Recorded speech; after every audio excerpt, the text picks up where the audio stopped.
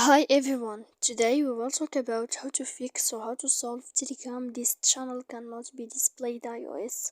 To know how to fix or how to solve Telegram this channel cannot be displayed iOS, you should just go to settings like this. We will click. After that, in this page you will go to apps, default apps, app settings. When you will see this list, you will go down to find the application of Telegram and you will enter. Then in this page here you will go to click for stop. When you will end this, you will enter to storage. After that, in this page you will click clear cache. Then you will go to click manage storage. And when you will end all this, you can turn off your Wi-Fi so that you can know how to fix or how to solve Telegram. Telegram this channel cannot be displayed iOS.